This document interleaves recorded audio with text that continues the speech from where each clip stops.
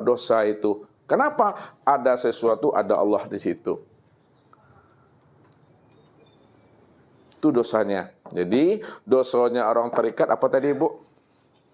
Halo? Apa tadi dosa orang tarikat? Ibu pernah berdosa? Oh pernah ya. Dosa apa ibu lakukan? Dosa syariat atau dosa tarikat? Dosa syariat. Ibu bantu. Ini rombongan apa nih? Rombongan dari anggota dewan belakang ya. Ibu bantu ibu. Tidak ingat Allah. Jadi dosa orang tarikat itu apabila hatinya ini alpa, ibu. Hati alpa itu hati yang tidak hadir, hati yang tidak ingat kepada Allah, hati yang tidak bersama Tuhan. Itu dosa dah sudah. Sedetik saja Bapak Ibu lupa kita ingat Allah, dosa sudah. Lalu bagaimana pula dosanya orang hakikat, dosanya orang tauhid itu di mana pula letaknya tuh, Mira? Halo Mira. Ari mana Ari?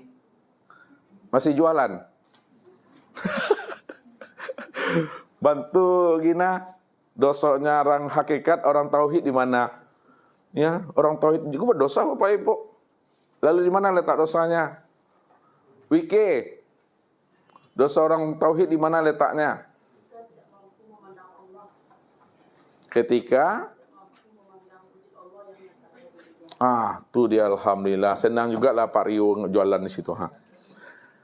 Dosanya orang ahli hakikat apabila dia tidak mampu memandang Allah yang wujud dan nyata pada segala sesuatu, maka disitulah letaknya dosa.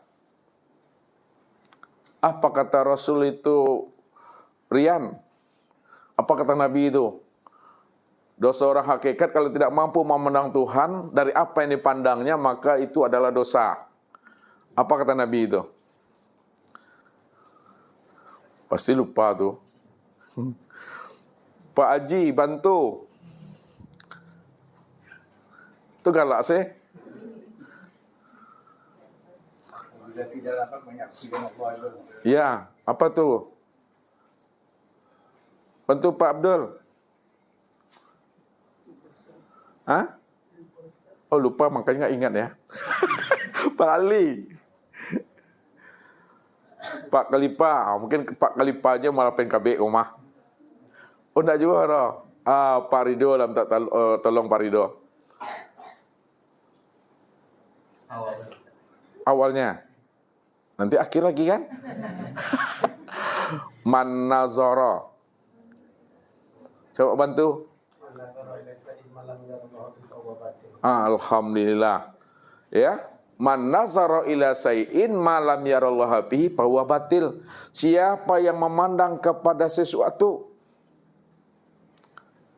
lalu dia tidak mampu memandang Allah yang sudah wujud dan nyata pada sesuatu itu, fa huwa batil, itulah pandangan yang batal. Pandangan yang batal itu pandangan yang berdosa.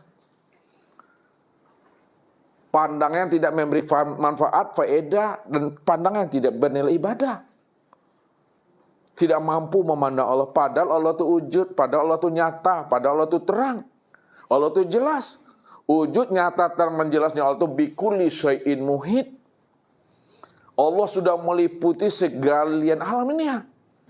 Kalau Allah sudah meliputi sekalian alam, lalu kita tidak mampu memandang Allah yang sudah nyata pada alam, itu pandangan berdosa orang ahli hakikat itu. Ya, kelihatan pada ruhnya ini.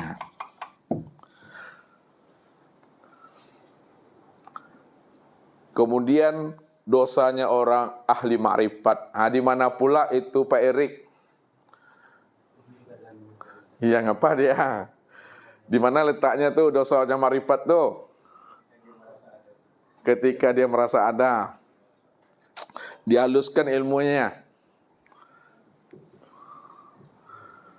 Coba Kalipa jawab, dosanya orang marifat.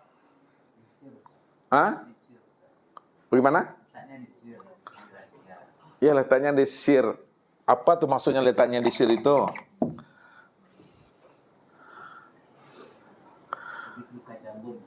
Itu dalilnya. Itu dalilnya tuh.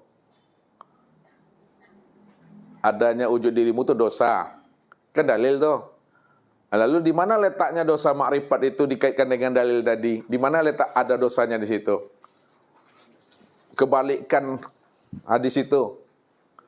Kebalikannya.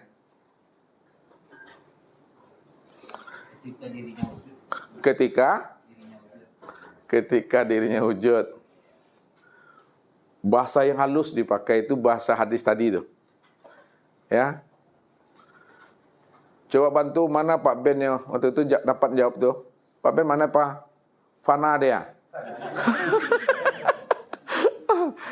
Ada. Ustaz haluskan. Kapan orang makrifat itu dikatakan dirinya berdosa? Ketika dirinya itu belum fana. Ketika dirinya belum fana, maka disitulah dirinya itu dosa. Fana itu apa artinya? Lenyap. Ketika dirinya belum lenyap, dosa itu. Bahasa yang lebih halus di situ, apabila masih nampak diri Bapak Ibu sama Tuhan,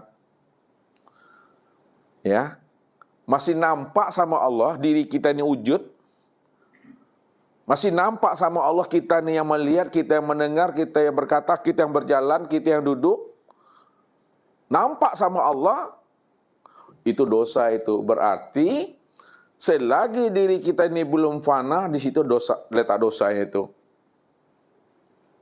Oleh karena itu, fanakan diri kita. Kalaulah difanakan diri, apanya yang mesti difanakan ibu-ibu? Apanya yang difanakan? Supaya tidak berdosa. Halo? Nah, ada panik aku, ha? Bantu lagi Pak Imam, apanya yang difanakan sebenarnya? Hah? Sifat ngapanya nih? Oh, sifat mani. Sebelum yang 7 itu apa tuh? Sebelum yang 7. Itulah tuh wujud diri itu yang fanakan dulu. Makanya dikatakan oleh Nabi, wujuduka zanbun. Adanya wujud dirimu itu dosa. Jadi fanakanlah wujud kita ini. Bagaimana cara memfanakan wujud itu, Pak Haji Sparjo? Cara memfanakan wujud diri Bapak gimana caranya? Caranya gimana? Bagaimana cara hilangkan keakuan?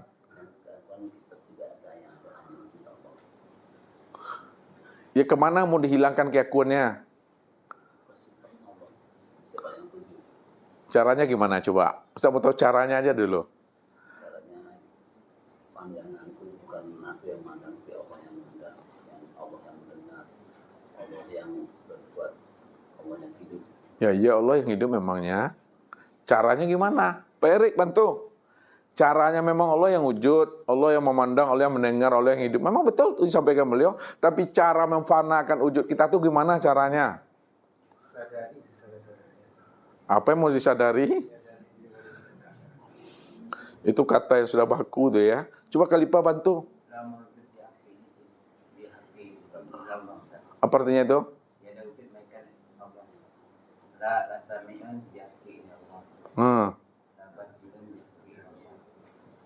Apa artinya tuh? La maujudan bil haqi. Tidak ada yang wujud melainkan yang wujud hanya Allah. Apa maksudnya itu? Tidak ada yang wujud melainkan yang wujud hanya Allah. Lalu di mana letak fananya? Itu kan baru kata-kata baru tuh. Tidak ada yang wujud melainkan hanya Allah. Apakah udah fana itu atau belum? Itu kata-katanya baru tuh. Cara memfanakan diri itu gimana? Ya gimana cara matikannya tuh? Fana kan mati juga artinya nih ha. Fana ha. Fana itu ada mati. Sirnakan, hapus.